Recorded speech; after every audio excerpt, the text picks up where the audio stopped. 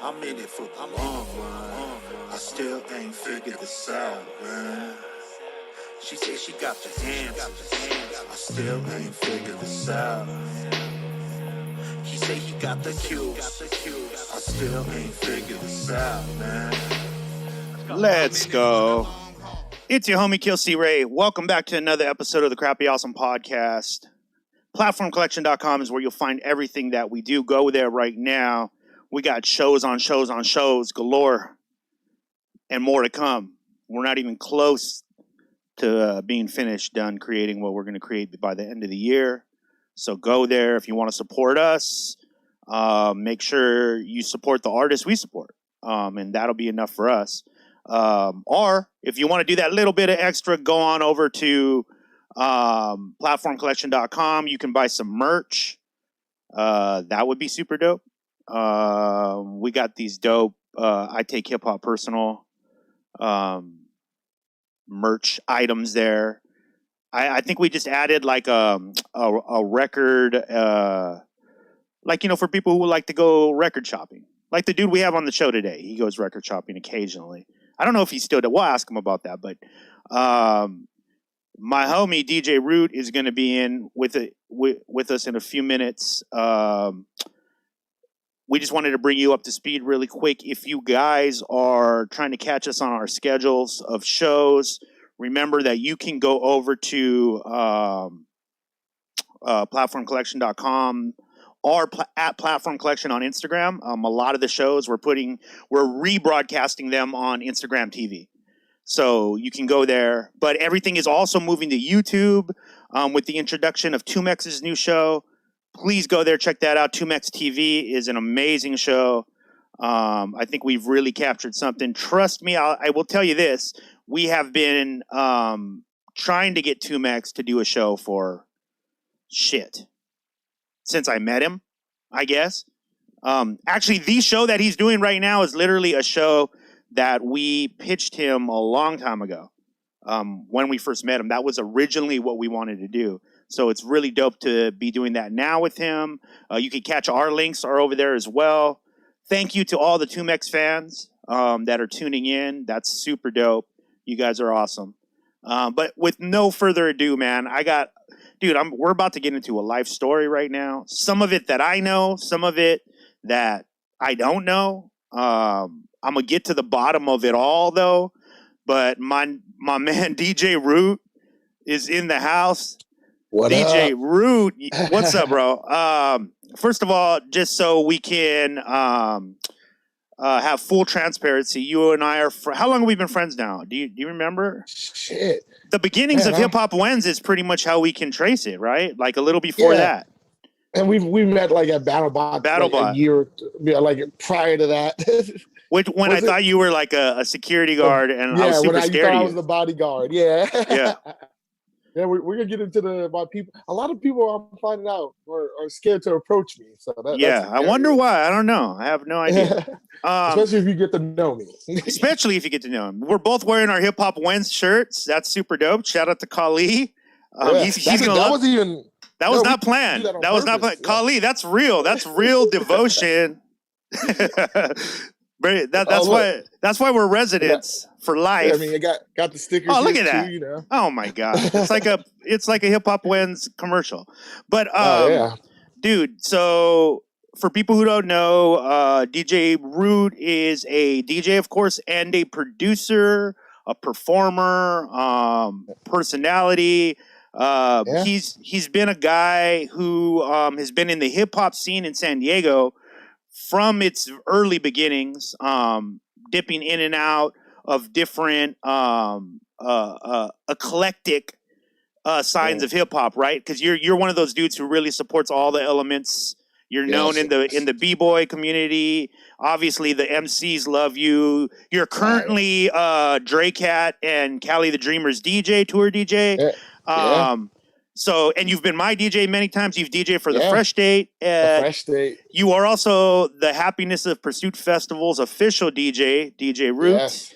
Man, that's crazy. Yeah. So, that's just a little bit of like where we're at with it. But since this is man, and I'm ashamed. I'm actually ashamed to say this. Since this is your first time on Crappy Awesome, Yes. as a one-on-one interview, way overdue. We're gonna start from the beginning, like we do with anybody who's on for their first time. So, where were you born?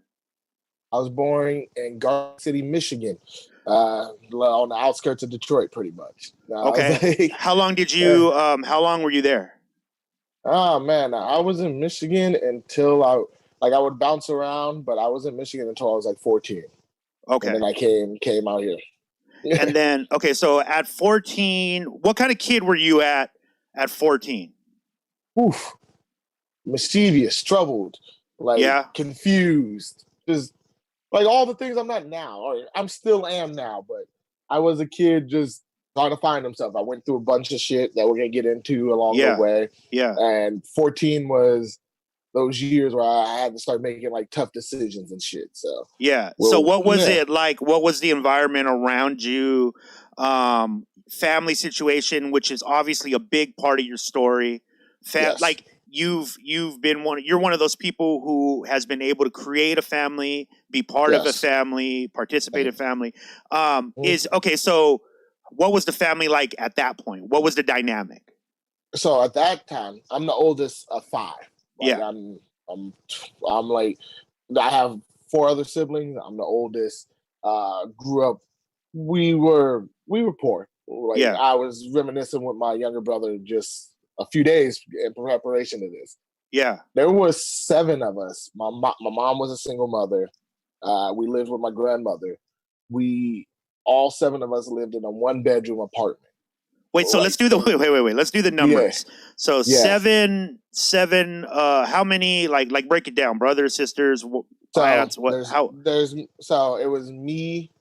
So let me start with the adults. There was my Okay. grandmother, my Okay. mom, me, my brother Ryan, my brother Marquise, and the twins Jalen and Justin, who are they were supposed Wow. to only be yeah.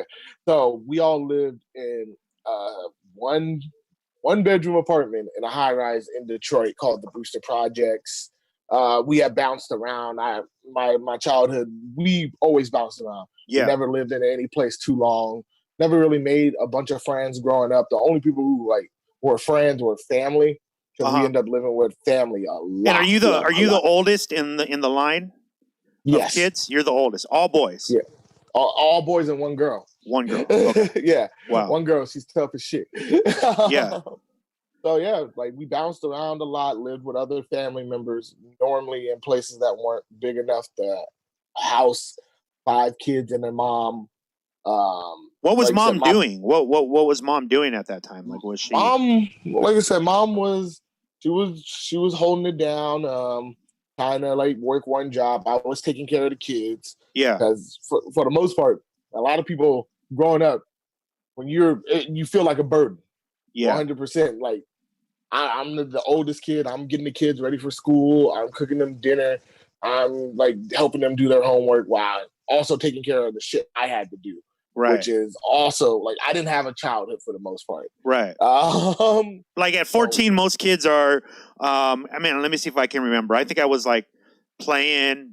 I mean, I didn't really have many words, just playing and kind of making friends. But it's a super like sensitive time of your life as well, right? Because at yeah, 14, you're this teenager now, and yeah. You're it trying to seems like figure for out what you're you, supposed to be doing. Yeah, yeah, it seems like for you were kind of thrown into like the man of the house thing, though, right? yeah. I was always the man in the house. Okay. I had to hold it down. Like I said, if mom had to go to work, I had to be the one, like I said, doing all these things for these other kids and looking out for myself. Occasionally, we would have the family help. Shout out to my aunts who would Hmm. come over, make sure we're good, bought us new clothes, make Yeah. sure we have food. Like I said, grew up extremely poor. Like we didn't Yeah. have shit. Like there's been times where like my mom may have been dating a dude who may have been like nice to us, but it's at the same time I got trust issues. Did you So have like did you have the opposite of that as well though? Like where she was dating dudes maybe that weren't nice to you guys? oh yeah, we definitely had that. Like there was like Yeah. dudes I fought a few dudes Oh like at wow. 13 and 14. How Like big I've were you? always How big were you? Were you already? Because how tall are you now? man, I'm like 6'2" now. 6'2". Like Okay. Were you how yeah, tall were you then? Probably not that tall. Like I don't remember. Like I just like I said, the beginnings, even like before my grandmother passed, I remember like fighting her boyfriend. Oh wow. Like because he was Wow. doing some stupid shit. So Yeah. like yeah, I had to be like the man of the house. I also grew up in not the best situations. Like my mom, like she has her problems mentally, Yeah. things like that. So like I always had to like watch out for her, make sure she was doing like the things she had to be doing to stay on track. Like it was different, man. And at the end of the day, like it's gonna like my life story is gonna sound weird, but I wouldn't change anything about it. Yeah, yeah. You've told me that Yeah. a bunch of times, and it's why I Yeah. think like telling the story is so important because Yeah. there's a lot of people. I mean, I've sat with you Yeah. talking with other friends through problems, Yeah. and when in all honesty, man, when I get back home and I'm just going over the thoughts, and then I think about your life, and I'm like, yeah, that wasn't that big of a problem in comparison, right? And I know everybody has Yeah. their own thing, and I respect that. But Mhm. yeah, I always think that. But yeah, let's stay on track. Okay, so 14, Yeah. you're already kind of having to do man stuff. Are you? Yeah. Do you have? Do you have money at all? Or are you finding Okay. ways to get money? Or like So at 14? so okay, so that's a part two. Because Yeah, at that point, like we were on like food stamps, we were getting things from the government, things like yeah, that. But split between 5 kids and one adult, that shit runs out quick. Like sure. they don't give you much. So I was panhandling. I like in Casa de Oro and Spring Valley and shit. At 15, we got kicked out of our apartment, Wait, and so we had to you're in San. So wait, you left Detroit, you came to San yeah. Diego, We're in San Diego and now. staying with family. So luckily we got an apartment at one point Okay. in our life. We got an apartment. It was 2 bedrooms. That was like a major upgrade for Wait, us. why did you guys leave Detroit? My grandmother passed away. My Oh, grandmother, gotcha. she passed away because of HIV complications. And that was So kind of like your guys' lifeline to the city, right? Like that was the only reason you were yes, even there. yeah. Like I Yeah, grew, like I said, in Detroit. We lived in a high rise. I lived, like I said, we lived in that 1 bedroom apartment, yeah. sleeping, like going to school, and my grandmother was dying at that time too. Oh Like wow, so, I was seeing my wow. grandmother deteriorate, like as I lived there, And your to the mom was point. seeing this. Yeah, my mom was Yeah. seeing this. I was taking care of my grandmother. My mom was trying to go to work and things like that. Like I'm cleaning, doing all this stuff. Like I had to like learn how to like hold it down.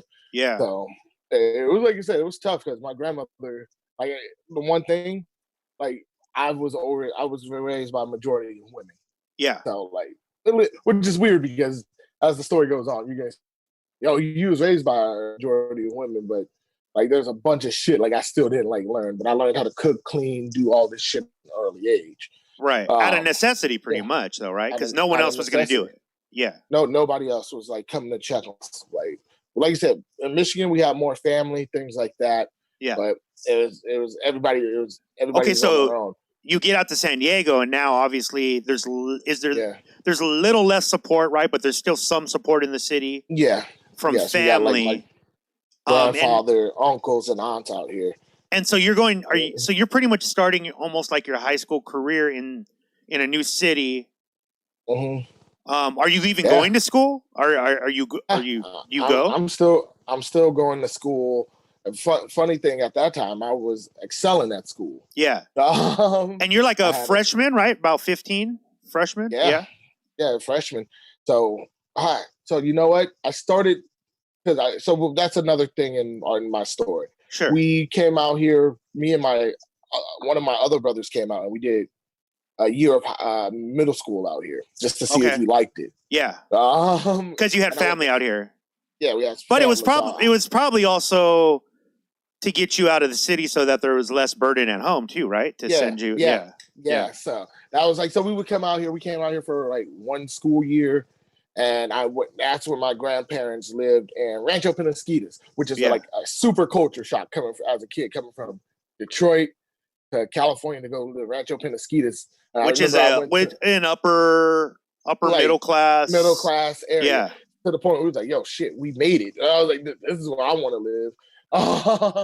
So yeah. So like coming out here for that, I went to what was that middle school name? Black Mountain Middle School. Oh Like, wow. Okay. So you were yeah, out like in the kind of in the eastern part of San Diego for people who don't know, yeah, right? Yeah. yeah. So like I came out here for that year, then we came back, and then I started high school out here. And like at that point, like it was wild. Like I said, culture shock, man. Like I went from being like damn near like the schools in Michigan, public schools in Michigan ain't shit. So Yeah. I went from being like top of my class to like coming out here and having to figure out shit again. Like Yeah. I was a good student for the most part. Even with all the struggles going on at home, I somehow maintained like a 3.5. Oh wow. And like, What do you credit that to? Do you think you just my aunts, my aunt Tasha and Shatea, the one thing they were always important, always like hard on me about school's important. Make sure you have your education. Make sure you keep yourself well learned and everything. Yeah. So and they would come and they would see like the troubles we're having at home. So sometimes I never got time to myself. I had to take care of these kids. They would come pick me up, help me with this shit. I did because I had nobody to help me. My mom didn't graduate high school. So they were obviously seeing a young man at that point, but still a child having to deal with some very adult things, and they were trying to. Okay, but so let's get to the so money wise. You said you started to panhandle. What was the first? Do you remember the first time you did it? Oh man, I remember we just ran out of food stamps, and I just went to the gas station next door. Like, yo, just going out. Like, hey, we don't have any money. We're just trying to get a little bit of food. I'm trying to feed my siblings. Yeah. And at this time, like I said, we lived in Casa de Oro, Spring Valley area, and right across the street from our apartments were like a Wiener Schnitzel and Jack in the Box. Yeah. So I would just like either go out there, try to get money, try to hustle. Never anything illegal. And then I had older cousins who were selling drugs and shit in Michigan. They told me not to do that shit. But did you go? Let me ask you this though, Root, because this is why I think this is important. I want to pause here for a second. I think I'm picturing it in your head. You know, as you're telling me the story, you go next door, you start asking, you know, obviously people for change or whatever, right? Whatever they can do to help. And I think there's probably a lot of listeners who are thinking right now too. They've obviously been in those situations where they're on the other side, right? And someone's hitting them up. And most of the time, I think culturally people think, those people are lying. They don't really need it. Yeah. Like, right? That's a lot of the times what people think, right? Yeah, it's a 100% a lot of, because yo, even I used to be like that to the point when people like I'll still give somebody $1 if I got $1. I've seen you do it a bunch of times. Yeah. Like I'm like yo, I don't know if you're lying. It's not up to me to decide. Yeah. If you need it, you need it. That's interesting though, right? Like that. You know, you're telling me mindset. Yeah, but when you know somebody who's actually had to do it, it changes it so much. Okay, so are you like, how are you developing as like a young man at 15, 16 years old? Are you embarrassed to having to do these things? Are you like, how are you taking that? I'm ashamed. Like, because the next part of the story, like, because I even had to start resorting to stealing from Albertsons. Going in there with backpacks, putting meat and food and stuff into the backpack. Just you by yourself? You would just walk in and just me, and sometimes I would take the second oldest with me. Yeah. I was like, he was better at stealing than me. Yeah. So I would just steal foods, and at this time, by this, like a few months after this, we got evicted from our apartment, so we started living in hotels. We were having like no money at all. So stealing and panhandling were the only ways to feed ourselves. Yeah. We were still living with people, sleeping on people's floors, shit like that. It was a rough time. So was it like a process of like saving up money? Okay, cool. We can get a hotel. Yeah. Okay, money's gone. Go back out and get more money. Asking family for money, making sure we had a place. Even my mom started dating this dude. He was like, I got family in San Ysidro. So we went from fucking Spring Valley to living in San Ysidro. I'm not going to school anymore. We don't know what the fuck is going on, but I can't break. 100% I can't break. I got these other kids looking at me. I have to be tough. Yeah. 100%. I can't let the other four see like, yo, he's starting to worry. But So you were now though, we're freaking. right? I was worried as fuck, of course. Yeah. Like I don't think any kid in that like who's like, yo, I gotta look out for these kids. Like I'm not even thinking about mom. I'm thinking about these kids. Yeah. Where are they getting them Did you feel like your mom was carrying the same amount of worry? Because you said she was going through stuff and she was dealing with mental stuff. Was she? Because I want to know, like, did it feel like, yo, am I the only one worrying about? Like, you know what I mean? Like, No, did it feel like that? 100%. It's always Yeah. felt like like because I know I could have had people or I could have asked people for help, but at that time I was a young man. I was ashamed. I didn't want to ask for help all the time. I was told I was supposed to be the man of the house. I'm supposed to take care of I should be able to take care of these situations. Man, I couldn't. So man, my mom starts dating this dude. We go live with his aunt in San Ysidro. She kicks us out. So now we go to this fucking hotel in San Ysidro, and my mom and her boyfriend, they leave. I mean, I don't know. Like, there's still shit. Like, I've been finding out more about the story as I've grown up because they weren't telling me everything. How could you know? You probably couldn't put a lot of it together, right? So my mom went somewhere. I guess they got arrested. The hotel finds 5 kids. They don't care that there's 5 kids. They just want their money. Right. They kick us out of the hotel. Oh, shit. They kick us out of the hotel. They didn't call the cops or social services or nothing like that? They kicked us out.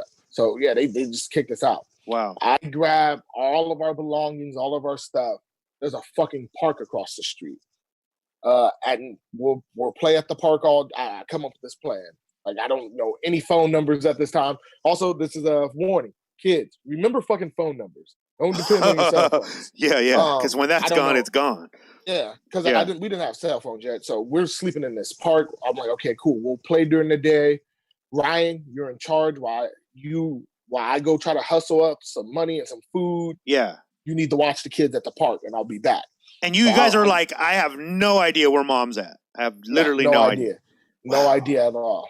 So we were sleeping in this park under the jungle gym at night. I got us blankets, shit like that, for like 4 days. Did anybody know? Did anybody notice? Could you? I think so. I think that's somebody. That's where I think someone starts to notice. It's like, yo, these kids haven't been really changing clothes. They've been here 4 days. Are you going to school at this time, Root?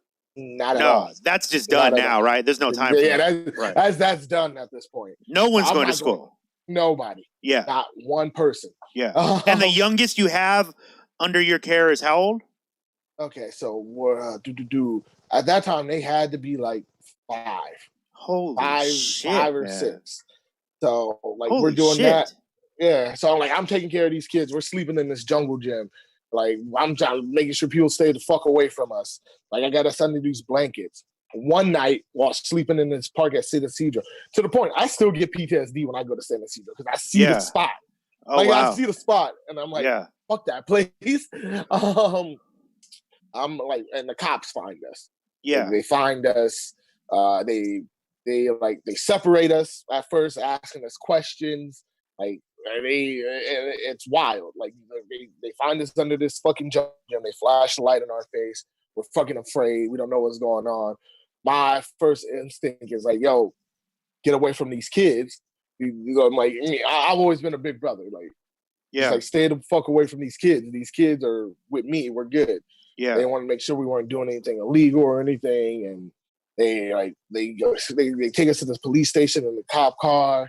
Like the kids are freaking out. They put us in these fucking like interrogation rooms. Yeah, and then I guess amongst our our belongings, they find drugs.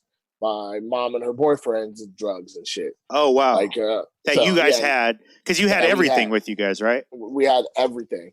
Like I remember, even like I skipped over this part. I remember being evicted from our apartment in Spring Valley, and my mom had to work, so I had to pack. I was responsible for packing up everything. I've never packed anything in my life. Wow! I had to just I didn't know we didn't have boxes. We didn't have. So I'm like, yo, get all your shit. We're throwing it in these sheets. We're wrapping it up. We have to be out of here.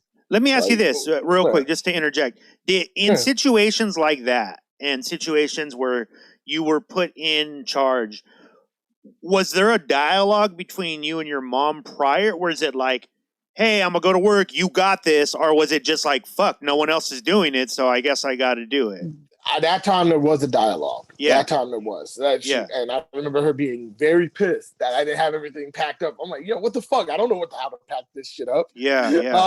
That one time, like leaving the kids with me, she was only supposed to be gone like a few hours, and I'm just like, fuck. But I guess she got arrested while they were gone, and that's why we didn't see them for that X amount of days. Right, and you guys didn't know that. Yeah. So at this point, we go to Polinsky, which is a group home for kids. Right. And I mean, let's say what it is. It's like a kid jail, pretty much. It's a kid fucking prison. Yeah. 100%. They have little they have dorms for each. They have like babies, they have kids, they have preteens, and they have teenagers. They're all separated. You got a school on campus, you got like a little gym, you got a cafeteria. And like my younger sibling, the two youngest ones had to go to like the kids section. Yeah. Once again, I've never really been separated from my siblings, so I started to act erratically. Yeah. Like I'm like fighting adults, like threatening people. Yo, don't give me my siblings back. I want us all together. To the point the people realized how like pissed off I was. So I was a preteen. So I was supposed to be in a preteen house, but they let me stay, or in the teenager house. They let me stay in the preteen house. Yeah. So I could be with the other two siblings. Oh, I got you. Yeah. But at that time, I was a very angry child, a very, very angry child. There's a shitload of things going on. Wow. I remember somebody picking on one of my younger brothers and me, like two people. And I remember beating the shit out of these two people because they made my younger brother cry. And that's when the people at the group home or the kid prison was like, okay, you gotta go to the teenage house now. So now they done separated me even more from like the kids, but we're still on the same fucking property. Yeah. And Polinsky, I think it's still open. It is. Yeah, shit. I was like, I have not checked on that place in years. So they separate me into this house. I started developing even more anger, more hate. Just angry all the fucking time. Yeah. And this is 15, and then they find Polinsky's a short term type of place. You're not. They send you there before. Yeah, you're awaiting placement, right? Yeah, awaiting placement. So then from Polinsky, I went to this place called NA15, New Alternatives, over in like Hillcrest area, right behind that hospital. Yeah. So like they place us there. They separate me again. I'm too old, so I have to go to the teenager side, and they keep the other four siblings in the other side. And what's it like there in the area you're at? Like what's the day to day? Day to day, the school. You wake up, you eat your breakfast in this cafeteria. They separate the boys from the girls and shit like that. Of course, separate. Yeah, I was like all hormonal and shit. So you wake up. You eat, you go to class, you go back, and you go outside. Like you get yard time. It's like, yo, I'll see you on the yard. Fuck it. It's just it's like a holding. It's almost like what they do with chickens. Yeah, and then they give like, and the thing I like about NA15, which is like, I think I attribute to like kind of me getting less angry. They at least had a therapist there. Like that for you to talk to people. They had like that. They had the weird, I would say, the insane asylum room. So when you're feeling angry, you can go and just punch a dummy, things like that. Yeah. And this place was like they had kids on suicide watch, and then like they boarded you if you were like the better kid you were, the better room you got. So if you're a really good kid, you got a room with a TV in it and video games. And if you were good at school, you got shit like that, and that incentive made me start being better. But I also admit, like, they gave you mentors, and I remember that was like one of the first time I got somebody just a little older than me. Yeah, and I'm like, and he was like cool and taught me different shit. There were a bunch of kids in there, like they all came from the same background, parents on drugs, they were abandoned, they couldn't be taken care of well. And how long were you in there? And now I was in there for at least a year. Like for that. Wow. For that one at Polinsky, I was in there for like 6 months. So almost 2 years combined. Was that across the board with everybody in the family, or was it just you mostly in there? It was us. Everybody kind of followed you through the process. Yeah. Oh wow. Yeah. So yeah. Then comes the day where they find also the social workers on shit. Yeah. Like, at least the social worker I had, because there was some shady shit going on. She placed us in a foster home over in Skyline, and that's where I started. That's where I started my high school career in Morris. Right. To Morris for like 2 years. Right. Which at that time, I mean, just so to give people who are not from the city, San Diego, it's kind of a gang infested area. It is one of the bigger high schools. It's very much a magnet school where people come from around the area to go to that school. So there's a lot of mixing of kids from different areas. It happens a lot. And it was in the time where they shut down Lincoln, and all the kids from Lincoln had to go to Morris. Wow. Which was a rival school. Yes. Yeah. Which was like I didn't know shit about that because I'm just still this new kid. Like, yo, what the fuck is Skyline? Yeah. And that's where a lot of the Pyrus are from, the Bloods. Yeah. So we find this foster mom that they keep us with, that send us with. She's this over religious woman, but only 3 of us can go to live with her. And it's me, Ryan, and my brother Marquise. Wow. And she, like, at first she seems cool. The social worker likes her. She's like, yeah, you guys gotta go live here. They send the twins, which kind of even like me more, from fucking North Carolina. Like, what? They found a foster parent out there in North Carolina. Let me ask you something though. When they do something like that, or do you know, how do they make that choice? Like, why would they send someone from an area to a whole different like part of the country? It seems like torturous. Yeah, and to the point, I don't understand why they do something like that. Yeah, like they never explained it to you guys. They never said. Never. They just like, hey, we found this family that wants to adopt Jayla and Justin in North Carolina. I'm just like, okay, but so at this time, were they a black family? Yes, they were a black family. They were a black. Also, I don't understand what's up with the religious and foster parent people, because they were also super religious. From my understanding. Yeah, and you guys were not raised religious at all. So I went to, like, my grandmother went to synagogue, so I would go to synagogue, right? Sunday school growing up. So granny religion. Yeah, that's the same with me. Like, I kind of just followed what grandma did. Everybody kind of followed what grandma did. Like, we just went. We behaved. Went to but other than that, like, the twins are obviously going into a house that they're not going to be ready for. Yeah. So the lady we went to was like, I just thought there was like Christian, Catholic, like Muslim and Jewish. And then this is when I found out there's like branches of Christianity. And she was like El Espato or something. Yeah. Apostate, something like Christian. Apostle. I'll think of it right now. I know what you're talking about. Yeah, but they spoke in tongues at church I'm like, yo, this shit's weird. Yeah. They catch the Holy Ghost. Yeah, I'm like, yo, that's how I know. This. Yeah, I was like, yo, this shit is very culty. Yeah. And so were they having you guys? You were having to go to church? Like, you were having to go? We would have to go to church. We would have to go to Sunday school. And no choice. No choice. No, wow. It was either you wanted, like, even one of the one condition she had was, yo, if you want to live here, you have to get baptized. Holy shit! Is that legal? I don't think it is. Wow. So I ended up getting baptized. I'm like, okay, cool, whatever, blah blah blah. To this point, if you know me, like most people know, I'm like I'm atheist. So like that whole. I'd say you're mostly sciencey. Yeah, I think that's super what science. Yeah.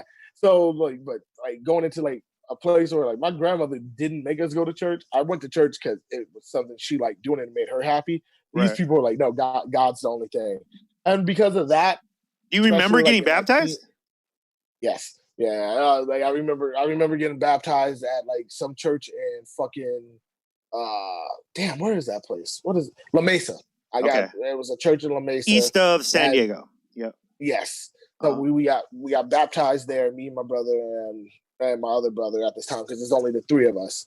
She, I'm in my teens. I'm starting to act out more. I'm hanging out with like she doesn't like when like we hang out with girls or if we're like Oh, wow. I'm starting to I'm starting to make friends. But you're like I'm 16, 17 around there? Yeah, about 16 now. Yeah. So when you're meeting girls, basically you're not allowed to meet girls. Yeah, not allowed to meet girls. I'm starting to get into punk music heavily. I'm into metal with most Christian families. Yeah, like I'm in the. Like, so they thought you were the devil. Yes. Wow. And, so like I'm getting into metal. My friends are not friends she approves of. Wow. She doesn't like it. She's starting to like make me do curfews. She's hitting us. She's fucking. Oh wow. She's I was going to ask you if there was some kind of discipline. She would literally physically hit you guys. Yeah. She was abusive. She was like trying to she was taking us to like get like all these like different type of drugs and giving us these pill cups, shit like that. And I'm like, fuck this. Like I remember one day specifically. Wait, you were getting pill cups from from her, this lady. Yeah, not from like a doctor that said you need to be on a doctor. Holy shit. Yeah. So holy shit. So I'm like one day, like my best friend, his name is Justin.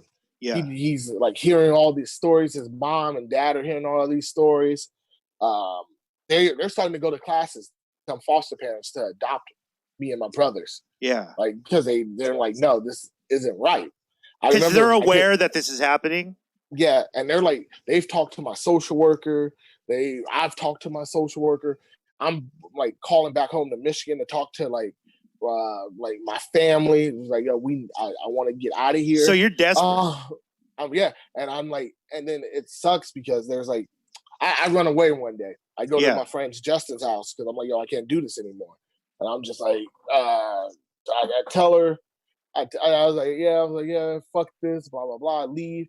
She pulls up to like I'm at my friend's at Justin's house for an hour. The parents are trying to figure out what they're gonna do, and this is the wildest thing. She pulls up with the cops, and like the cops have to take me back because I'm not right. Because technically you're under her custody. Right. Yeah. She takes me back, right, and she kicks me out. Like she gets me back, takes me back to the house. The cops come back.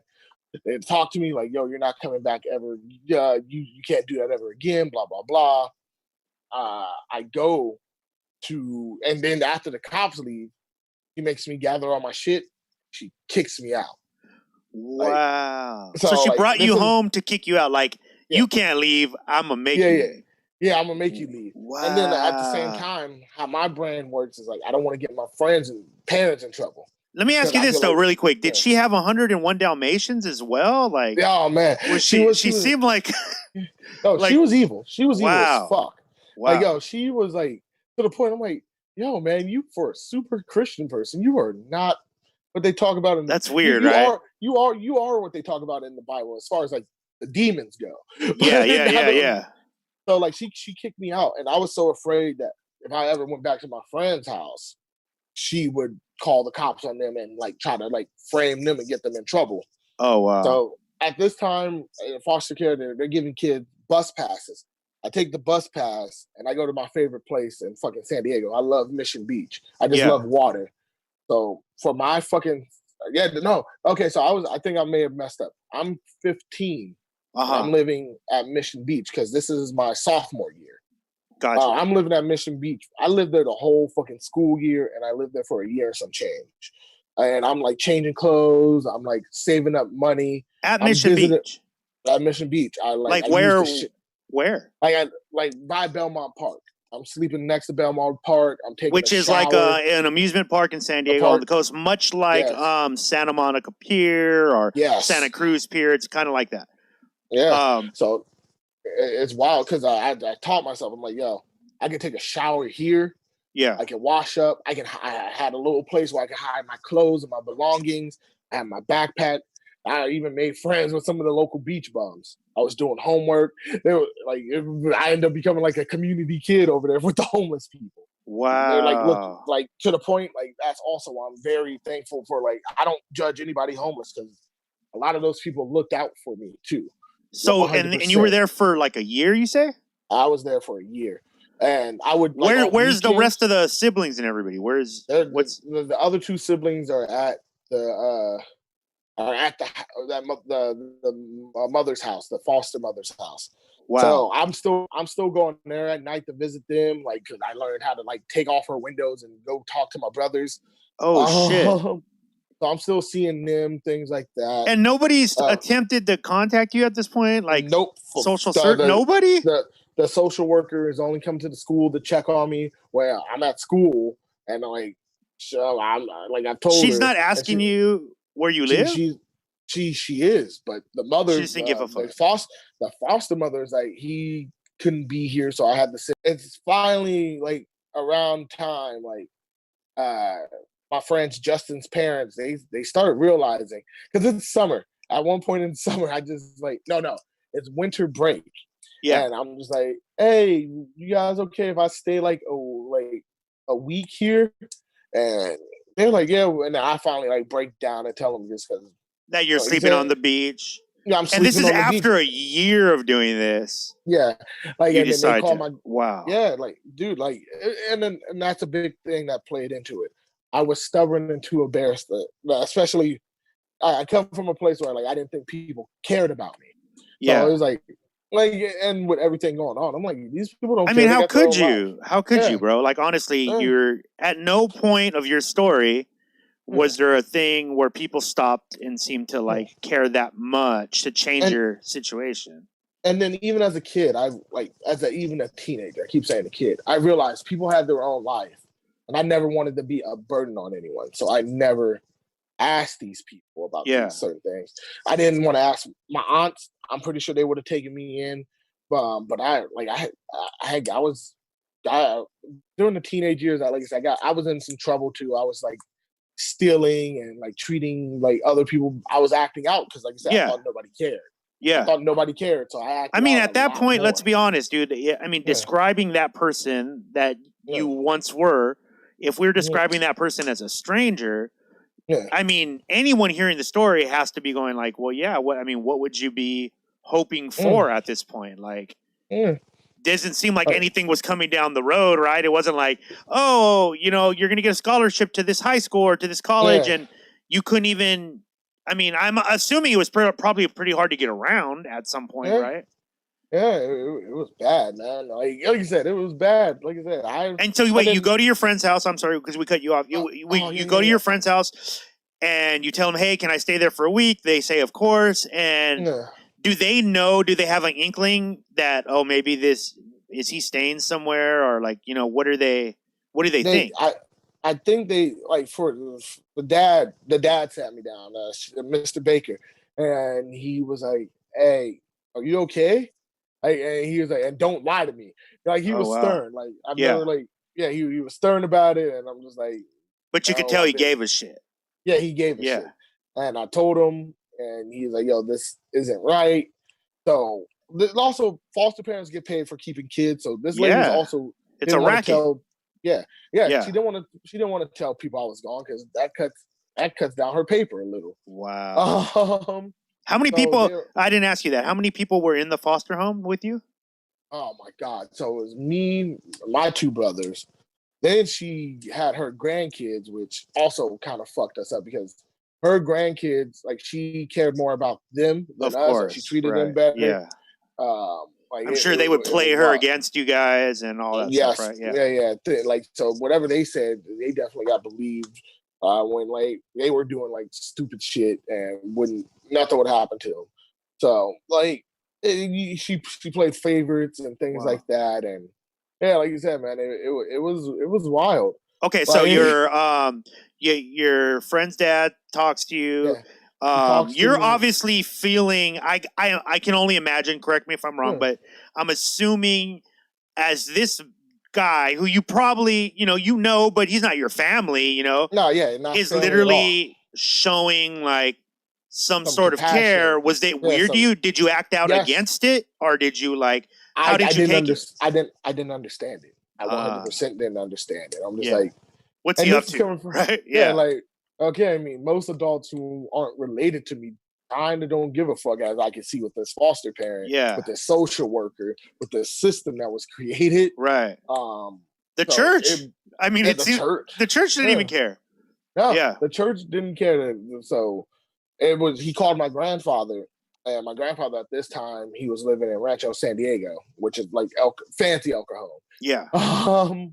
He finds out, and I didn't want him to find out, because at the only time I only had my friends and my brothers. Yeah. And there's a part of me that still to this day feels guilty, like, because my grandfather took me in. He didn't like.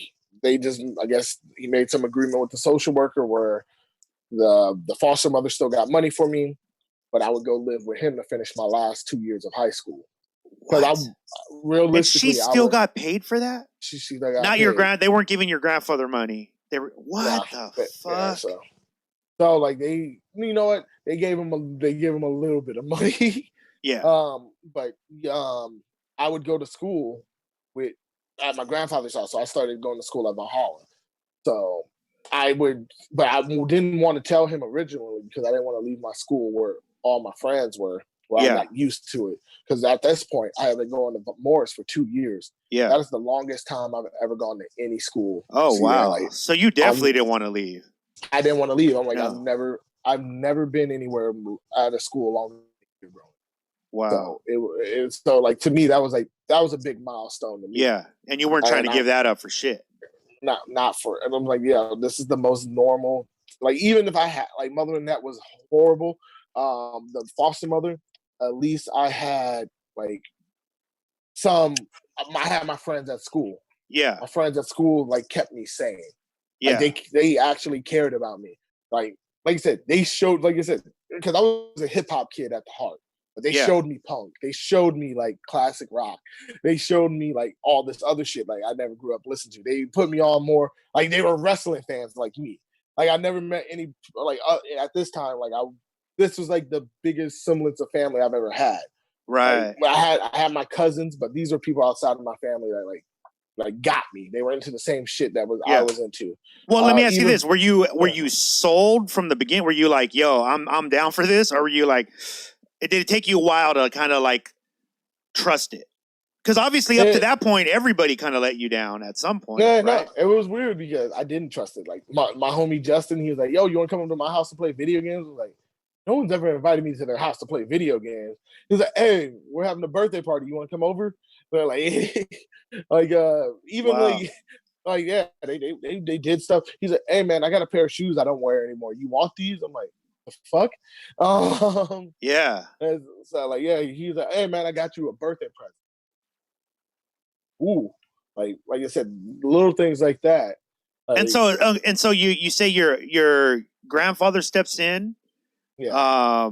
And then is that where you kind of link up with your uncle as well? Yeah, because like I would see my uncle occasionally. Shout out Artistic. Yeah, his uncle is DJ Artistic, one of the founding members of the community here in San Diego, as far as like urban music, hip hop music. Yeah. So that was his uncle, right? Yeah. So I see me and Artistic, we've always been close. He's always been like my favorite uncle. Yeah. I think he's my only uncle for that matter. But me and him didn't connect really. I didn't really start taking up wanting to DJ until after high school, because I wanted to do culinary. Like, I was in high school, that was the only thing I wanted to do. I just wanted to do the culinary arts. I wanted to become. You wanted to cook? I wanted to cook. Yeah. Get the fuck out of here. Yeah. Really? Like, I was doing like the home ec classes. I was like, oh wow, chef. It was. Yeah. Chef Rude, huh? Yeah, it was either that or I wanted to do like child development. Like, yeah, because obviously you were an expert at that point. Yeah, yeah. So it was either that. So I was taking like my electives were like home ec and child development. Yeah, I was like, yo, if I can become a social worker, I can do a lot damn better than what this social worker has done for me and all the other kids that are my age. Like, that was a goal for me. I'm just like. Yeah, and then and because I've always been into hip hop, I've always loved records.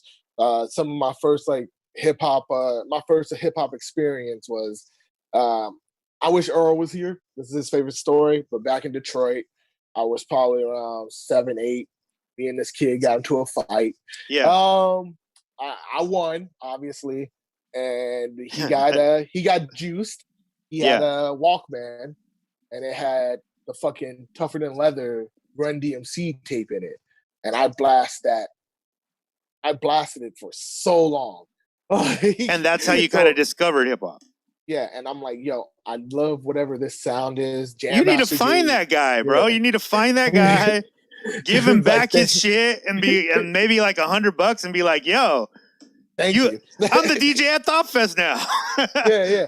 Hey, man, I know you took that ass whooping, but you understand that it was for a better reason. For a higher purpose. Right. 100% a higher purpose. Yeah, Earl loves me telling that story. He's like, you were a bully. I'm like, but I got Run DMC out of it. And this is so weird, man, because it kind of brings us full circle. Because again, shortly after you hook up with your grandfather, I would say that you start to at this point you're so used to running your own show. Yeah. So you shortly after that, you kind of link up with some friends, right? Where that gets you to the place that you're at right now. Yeah. You call it your second family. Explain that a little bit. Oh man, it's like I said, not having like my family, we weren't always close knit. Like we've gotten better through the years now, but I didn't have a bunch of people other than my siblings. And once I lost them, dude, I didn't know what the fuck a family was. Like I lost like the matriarch of my family. I lost my grandmother, and then I lost my other grandmother, and I lost my mom. Then I lost my brothers and sisters, and I couldn't even go see them. I wasn't allowed to really see them when Mother Manette had them. I don't remember seeing them at all until they fucking my other brother Ryan, he got kicked out of the foster mother's home. Then my brother, who's shout out to him, the one that he goes to Georgetown, he got kicked out. But we all get but luckily for them, my brother Marquise went to Atlanta with my aunts. And my brother Ryan, he went to this other group home, and he ended up doing pretty good for himself and everything too. So yeah, at this point, Marquise is still going to high school in Atlanta now. At this point, I'm going to school at fucking Valhalla, finishing up my last 2 years of high school. My brother Ryan is just starting high school, but he's in a group home. And yeah,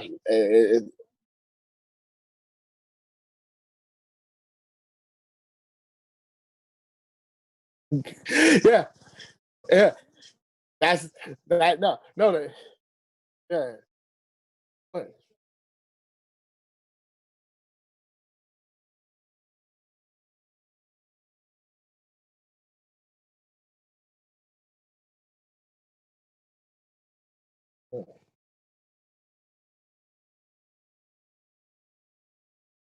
Yes.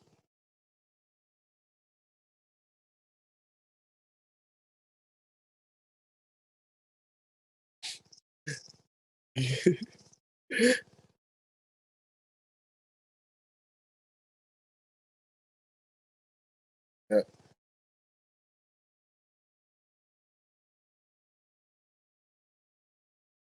Yeah. No. Yeah. Yeah.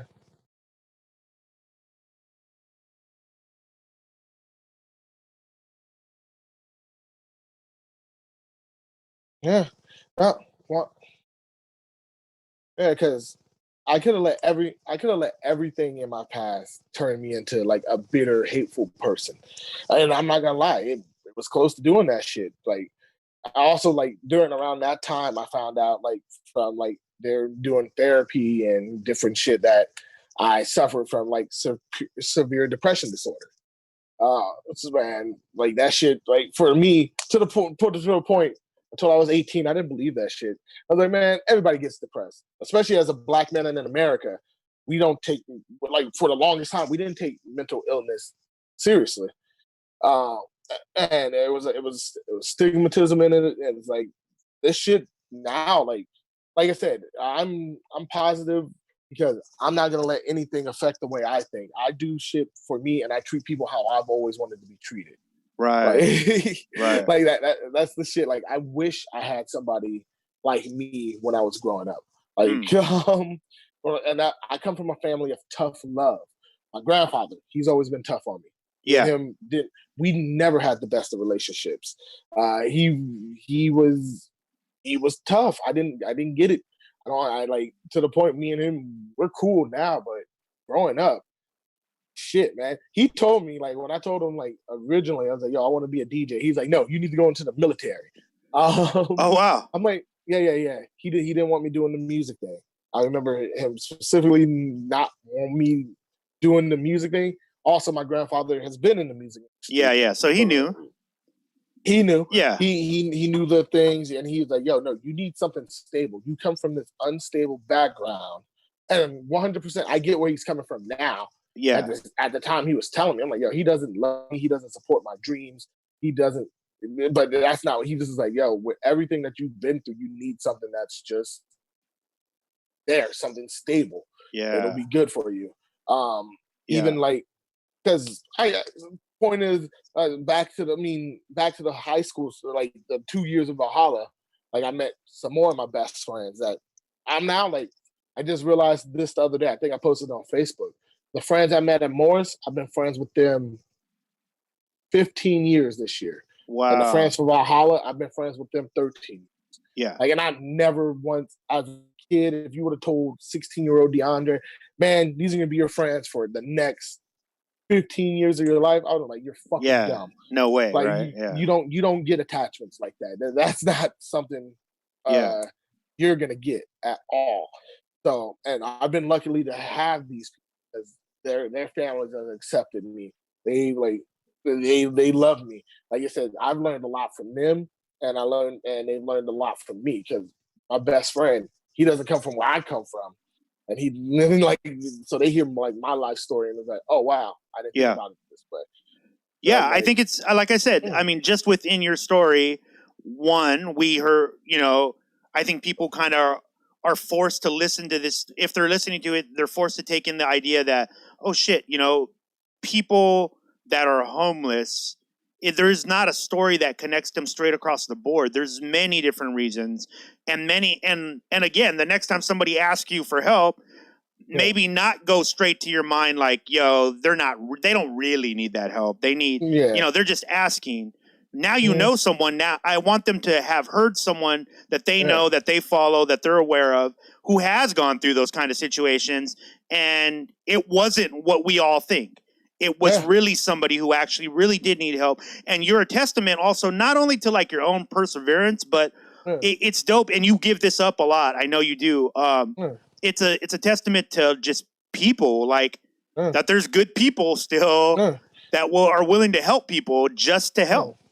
Yeah, and that's the biggest thing too. I'm a believer of people. I believe people can change. People want to do better. But we also, like, we uplift one another.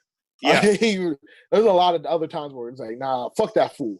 It's like, if I can go work a job, he can go work a job. It's like, yo, chill, man. Yeah. I you don't know everybody's story. You don't know everybody's story. There's no way, again, and that's another perfect reason. There's no way that anybody would have guessed.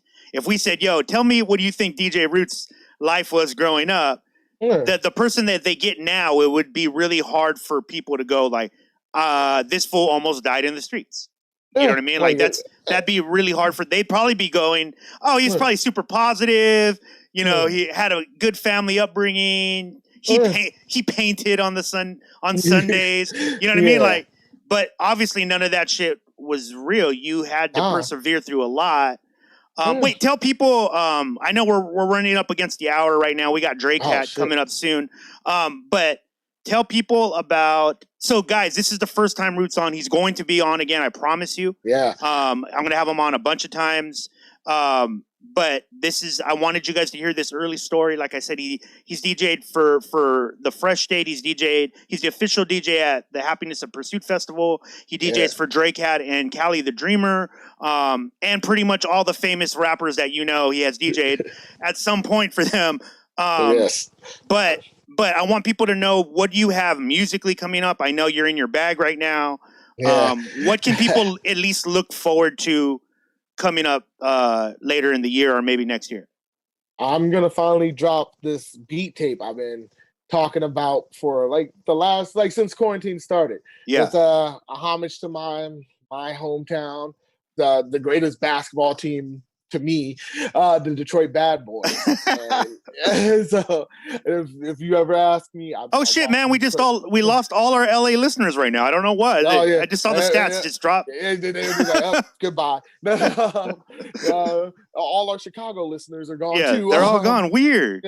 Yeah. So I'm gonna drop that. It's named after all the places I grew up in Detroit and Sick. the Detroit Bad Boys lineup.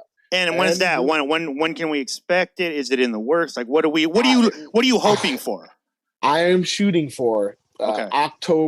late October next month, date to finally drop that.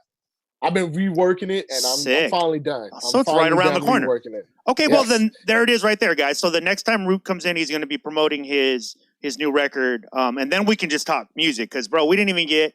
We didn't get into the music. Dope. Yes. I got to get into wrestling with you. By the way, Root is my wrestling partner. Yes. If I ever had to pick a tag team partner, it would be Root. He knows the art of wrestling, and it is an art. Yes, mind you, it is an art. So the art of wrestling, like I do. So he's going to be on again to talk about that, talk about the music. Man, dude, thank you so much, bro. Like you are definitely a person that I hold very near and dear to my heart. Yes, you're one of the best people I've met out of hip hop. Ever, which is crazy because you guys know hip hop has got a bunch of crazy characters in it. Yes. This is a dude who has been trusted. You wonder why he's on like all these things. It is because of his reputation as just being a great person to work with. And if you've ever seen him at the Happiness of Pursuit Festival, he rocks the fucking decks as well. So guys, follow everything he does. DJ_Root on Instagram, right? Yes. Is that the best place for them to go? Should they just go there and they'll find everything? Yeah, okay. You'll find everything. I'll probably post a new beat up today just because of this. Oh, wow. There you go. Exclusive. And by the way, I have to say this. I know there's a lot of people who might claim this. DJ Root taught me how to DJ. So I had very minimal knowledge. Everything I learned about DJing was from DJ Root. He used to let me play his shit, like all his music. He let me go through it and do that, and that was super dope, man. So thank you so much, bro. Man, always, man. Much love. Much love to you, bro. I love you. Hip Hop Weds is where you'll find us one day, hopefully again. Hip Hop Weds soon, yeah. And then, as you guys know, Happiness of Pursuit Festival has been postponed until next year, but we'll be right back, guys. So hold it down. Until then, follow Root. He's going to be putting out music for you to get through the rest of the year, right? Yes. We got something coming up. All right, brother. Come back soon, man. Thank you so much, and we'll talk to you soon. Shout out Noah James, my twin. There it is. There. All right, Root. That's my boy DJ Root, man. Guys, please follow him. In all honesty, again, one of the best people I know. Please follow everything he does. And we're coming up. If you guys are wondering why I'm rushing, Dre Cat is actually in the Zoom call already. So I'm going to stop this, and then I'm going to jump back in with Dre. So look forward to that coming up. Guys, if you need to go check out past episodes, everybody from Reverie, Namek, DJ FM, Dizzle, man, we got so many people on the video version of Crappy Awesome. It's still new to us. We're still getting used to it. So please forgive us if we ever have audio or video issues. We're working it out. But I can see my screen, unlike Tumex. So I'm right there with you, brother. But follow Tumex. Go there. Tumex TV. That show's blowing up. It's one of my favorite podcasts right now. Favorite video podcast. Go there. And then go to Instagram. Go to our YouTube. Platformcollection.com. Just go there and support us. And we will talk to you guys soon. We'll be back with Dre Cat in a minute.